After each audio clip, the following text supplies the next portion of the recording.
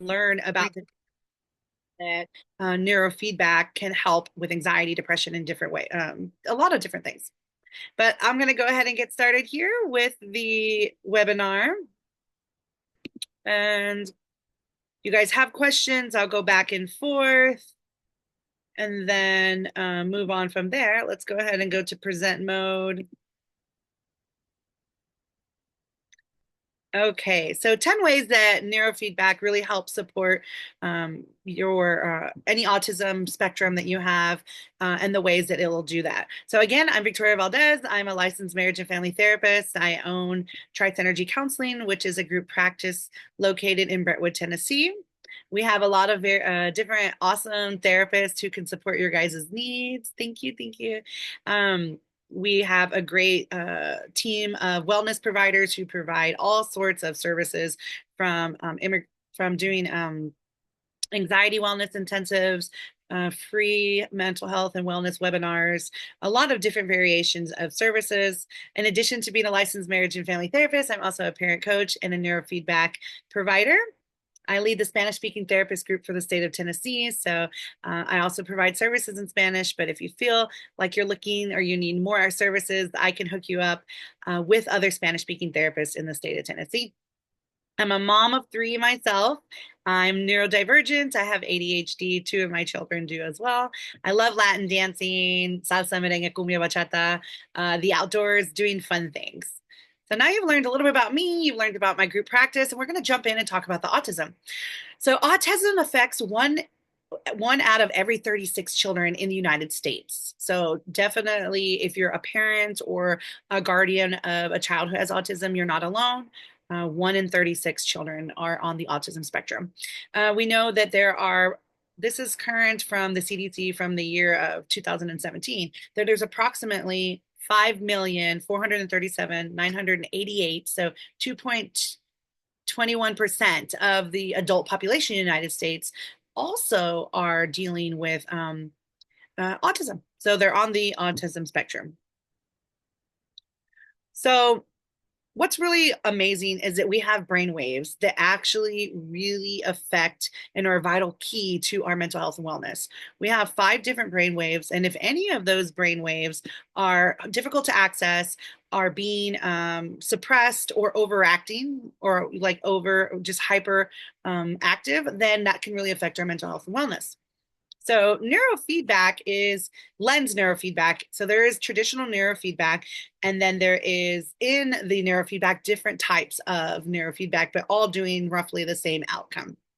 And so I provide LENS neurofeedback, and that stands for a low energy neurofeedback system with a specific kind of electrical encephalogram, EEG, that works more rapidly than traditional neurofeedback. And what it does is it records your brain's natural production of brain waves, what's happening in real time, and then mirrors it right back into your brain, allowing your brain to auto correct itself. So it gets the data, it sees, from our system that maybe there's too much alpha or delta or beta, and you're experiencing lots of anxiety because of it. Well, it will bring them back into range on its own. So it's pretty amazing. It's painless.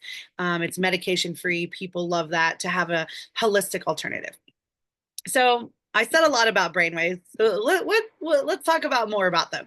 So brainwaves really are, well, your brain is a powerhouse of electrical activity, and they're really the leading the thought, feeling, and actions that are happening in your body and your brain. So brain waves are leading that. They are the synchronized electrical impulses that guide your brain's communication system. It's what's keeping, if you had a TBI, gamma goes right into action to heal. We know that certain brain waves actually are a huge part of tissue regeneration. So brain waves are a really big deal. And if they're out of balance, then it becomes difficult for your overall health and wellness to be well. So how do we know about brain waves? Is that they have been study for over 100 years. And we know we can compare people who have anxiety and what their brainwave patterns look like to people who don't have clinical anxiety. We can look at the ADHD brain and we can see this is the pattern typically of the ADHD brain waves, and this is a pattern who doesn't have brain waves. So we've got 100 years of research on that. So it's pretty amazing. Hopefully one day in the near future, they will deem neurofeedback and the EEGs as a diagnostic tool because there's enough research to show that we can see the patterns. So, autism and brain patterns. So, early on, when we had functional magnetic resonance imaging, the early on research for the another way is think of that as fMRIs. Those type of studies found that there was connectivity issues between certain brain regions with individuals with ADHD. I'm sorry, not ADHD, with autism. And some of the brain connectivity was weaker, underdeveloped, or under connectivity. And then fast forward in years and using those same type of imaging of the brain, they found that there could also be excessive connectivity throughout certain regions of the autistic brain. So we can have an underfunctioning regions of connectivity and overfunctioning. And so this is kind of what they're learning about the ADHD. I'm on ADHD right here, on the autistic brain. What we know for an overview, just a brief overview about brain waves for autism, people on the autism spectrum, is that oftentimes they are dealing with anxiety. And so you'll see that in the brain waves that there's a decrease of alpha, an increased beta, and low delta and theta. And then you have high beta activity, and that's really corresponding to obsessing, over functioning, or over focusing or hyper focusing, and anxiety. And then we know high delta and theta. That really deals with the inattention piece, the impulsivity, and the hyperactivity, which often people with autism can also be dealing with ADHD. So you might see similarities in that. We've other patterns that observed with brainwaves for autism is excessive slow wave activity in delta and theta. And so that's that, and excessive fast waves like beta. And so that's where we get that hyper focusing in autism. So let's talk a little bit about what actually the neurofeedback can do for those dealing with autism. So here are 10 ways that neurofeedback improves autism or is additional support. And something that I'll have to say a lot or feel like a broken record is that with neurofeedback, it's not going to cure autism or cure ADHD, but it can really greatly enhance our quality of life. And that's everything. For me and my kiddos who are dealing with ADHD, it's everything to have an improvement. And so think of that as your loved one who has autism or yourself, that it's everything to have any improvement, right? So one way is the real ritualistic behaviors that we also often see performed that in our individuals with autism that are trying to alleviate anxiety, or they're overwhelmed by the stimulus, or you'll see that ritualistic behavior because that gives them a sense of comfort and control. And so what the neurofeedback does is it helps the brain be able to handle that anxiety and the sensory overload input more effectively. And that's going to reduce that need for those repetitive, ritualistic behaviors that you may see or you are experiencing yourself with autism. Then there's the hyperactivity component. So neurofeedback can really help calm down the brain and the nervous system so that we can better manage the anxiety and better manage any hyperactivity as the brain starts to rewire itself over time through the neurofeedback so that you're feeling more calm, more relaxed, more regulated. And then for impulsivity, it really helps the brain to be able to stop and think before responding. Oftentimes, kiddos or individuals dealing with autism and ADHD, right? It's that impulsive, like, boom, I'm not even thinking, there's no pause or stop. Well, neurofeedback can really help the brain go, oh, put the brakes in to be able to stop and think, giving you that few seconds of time, right? to make a better decision or a better outcome, right? And then we also have speech difficulties can be a component of autism. And so, what the neurofeedback does is it really helps target those brain areas that are responsible for processing sensory information, hearing, auditory, right, tactile, touch, and sensory, right? And so, and it'll help the brain be able to generate appropriate responses.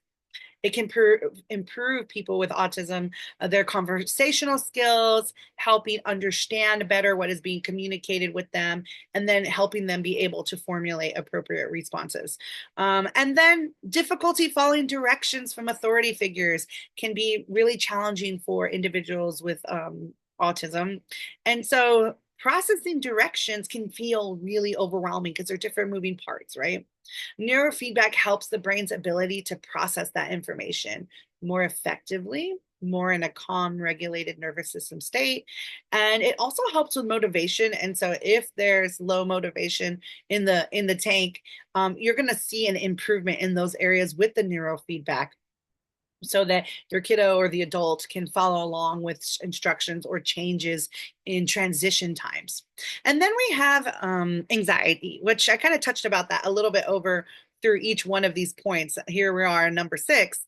But oftentimes with autism, you'll see that stemming, I talked about that earlier, the ritual behaviors, but the stemming or emotional outbursts that oftentimes are really rooted in anxiety, that's really compare with the autism. And so it helps regulate the nervous system, which is where a lot of times anxiety really likes to live. And in that nonverbal, or anxiety triggers nonverbal part of our brain. So it's helping relax that, regulate the brain. And so they're feeling less overwhelmed and less overstimulated. And so you're going to get better and improved responses and behavior. And just you're going to feel better as an individual with autism or the kiddo or someone in your care. And then we talked about stemming a little bit. And then we talked about the next one is emotional outbursts. So that can often be triggered by feelings of being overstimulated, overwhelmed. And so again, you're hearing this a lot with the improvement of the neurofeedback. It really helps regulate those emotions. It helps bring that calmness in the brain. It helps being able to go with the flow so much better. And so it's going to also help with their emotional expression, whether they're verbal or nonverbal, being able to tolerate feelings in a more resilient way is what you're going to get as an experience from getting neurofeedback. And so that's going to be a huge improvement.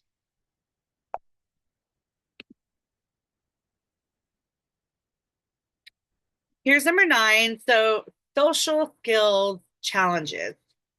This is where autism can get a lot of support with neurofeedback. So if we can help the brain get more balanced brain waves, then what you'll see oftentimes with individuals who are on the autism spectrum, that they engage socially with a little more ease. There's less anxiety. There's improved processing, emotional understanding, whether it's body language or auditory. And so the social environment becomes much more manageable because of the neurofeedback was able to help the kiddo or the adult who has autism with that. And then I kind of talked about this interweaving, but intolerance to change, right? Those transition periods, stopping what they're doing and moving to the next thing.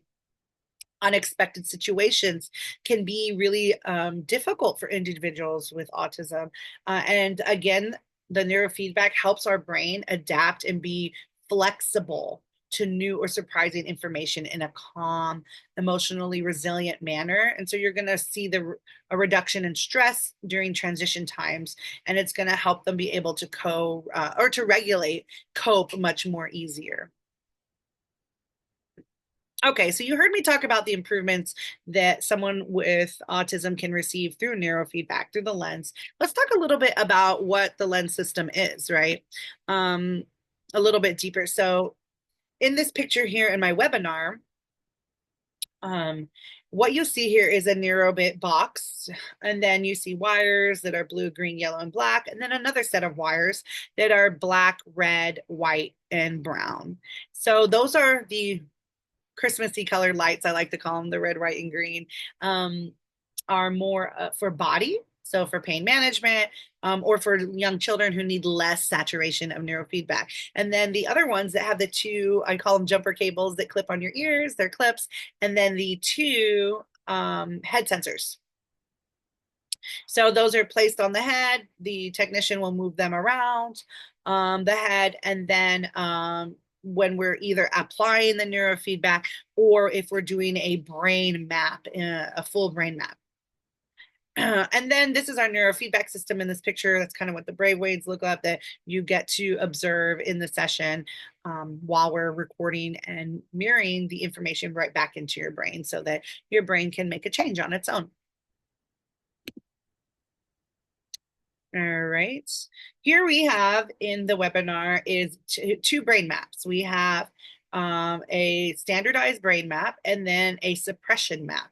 What you're looking at here on the standardized brain map, there are 21 sites, and we're looking at each bar, the height of the brain, or the brain waves on the bar representation should be between 15 and about 30 to be in a healthy like power or strength of the brain wave, the frequency of the brainwave, and then we're looking at how much blue representation is to black. Blue is a representation of the brain's flexibility. Black is a representation of the brain's rigidity, which we need the brain to be rigid and have thinking or having learning stick and stay. And we need the brain to be a representation of blue, of flexibility to change and rewire itself, right?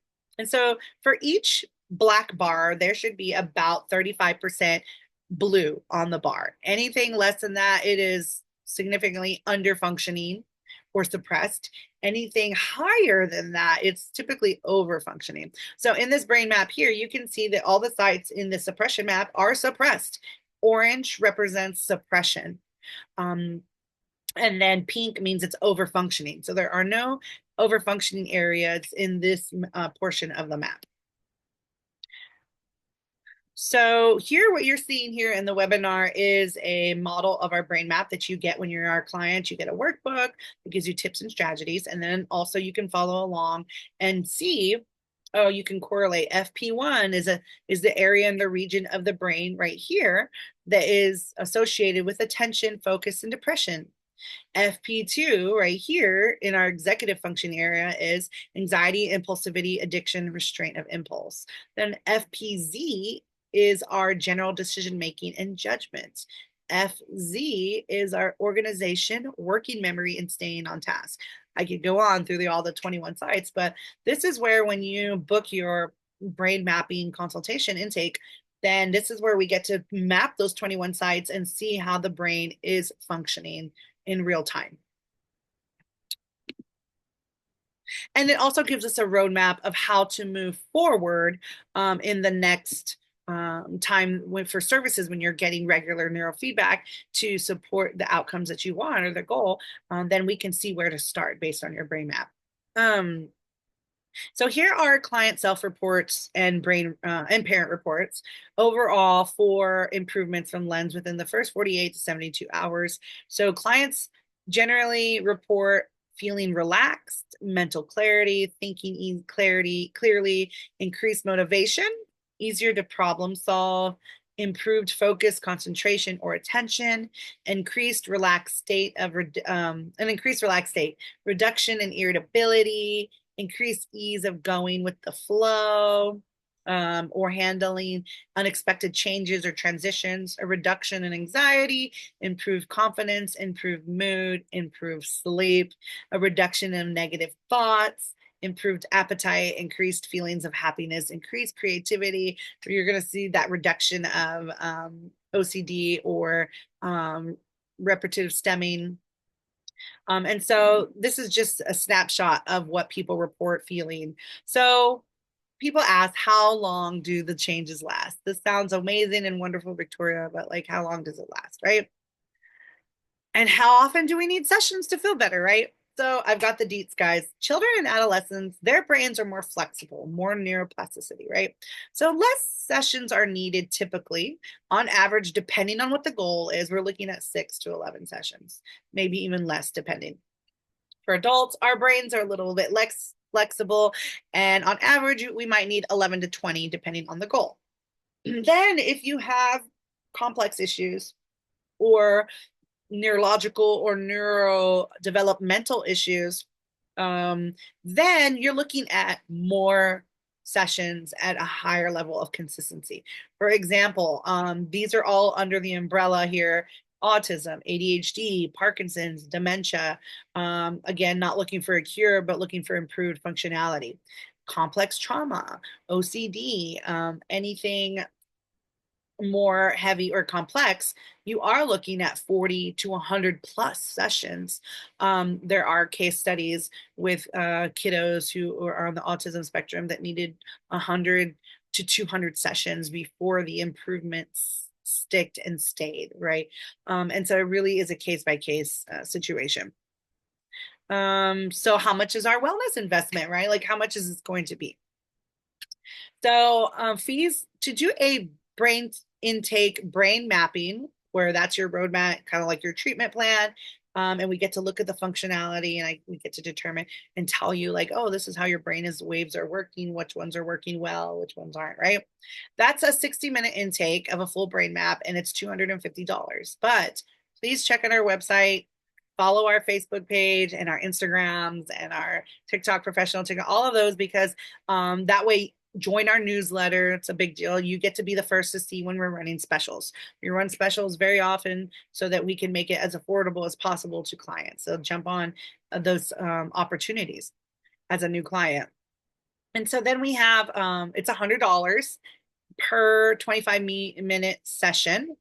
We do have discount packages, family bundles, family discounts, and a sliding scale option that is a limited sliding scale for a limited amount of sessions. Frequency wise, we recommend always starting at weekly sessions. Some clients need more.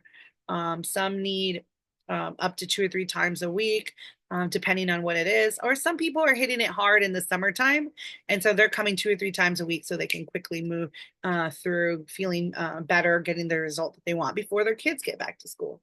That's also a big one too. But we do weekly sessions, then we move to bi-weekly to 1 time a month to see you later or see you when you need us again. Well, thank you so much for taking time out of your day to learn about neurofeedback and 10 ways that it improves people's lives on the autism spectrum. We hope to be service your family soon. And if you want to be connected to a neurofeedback provider and you're not in Tennessee or Williamson County or Middle Tennessee area, you can feel free to reach out to us and we can send you to the website where you can look up where there is a provider in your area. Thanks so much, guys.